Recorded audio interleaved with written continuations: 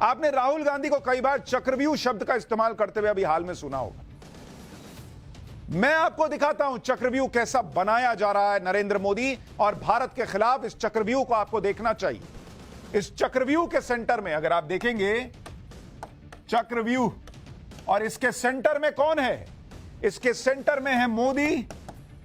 और जिन लोगों को नरेंद्र मोदी के आगे भारत दिखना बंद हो जाता है, वो देखें कि कैसे वो भारत को टारगेट कर रहे हैं। और इस चक्रव्यूह को अगर आप देखेंगे, अगर आप इसको सेंटर मानते हैं, तो इसकी अलग अलग लेयर्स हैं, जिसको अगर आप देखेंगे जिसमें भारत को घेरने का प्रयास हो रहा है। अगर आप अलग अलग लेयर्स देखते जाएंगे तो मैं आपको बताता हूं ये लेयर्स क्या है।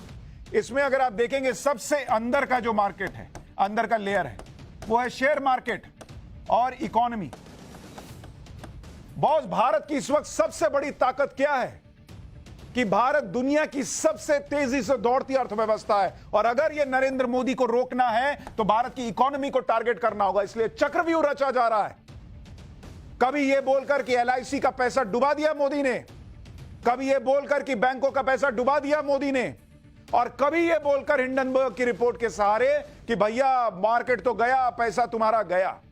क्योंकि एक बार इकोनॉमी गिर गई, एक बार भारत की रफ्तार धीमी पड़ गई, तो फिर नरेंद्र मोदी को रोकने में काम आएगा। लेकिन यह चक्रव्यूह का पहला लेयर है।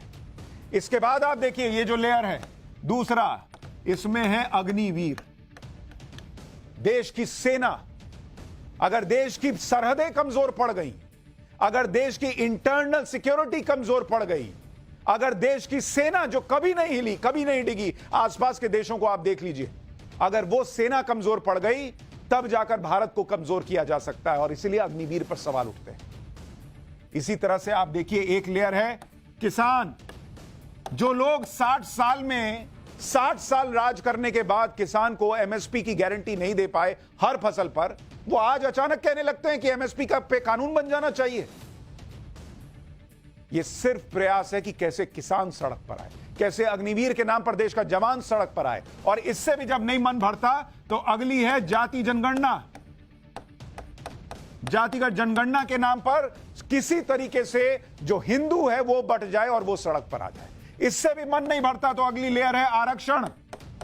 आरक्षण खत्म कर देंगे, इस बात पर बहकाओ, सड़क पर उतारो। इससे भी मन नहीं भरता तो फिर बोलो मुसलमान खतरे में है, मुसलमान को टारगेट करो, कम से कम वो सड़क पर आए। और उससे भी मन नहीं भरता तो बोलो संविधान ही खत्म कर देंगे, नरेंद्र मोदी देश खत्म कर देंगे। ये अलग अलग लेयर है बॉस इस चक्रव्यूह के, और इसके बीच में टारगेट पर चारों तरफ से नरेंद्र मोदी हैं। और चूंकि नरेंद्र मोदी के चक्कर में ये लोग भारत को टारगेट कर लेते हैं, इनको समझ ही में नहीं आता। इस चक्रव्यूह को समझिए।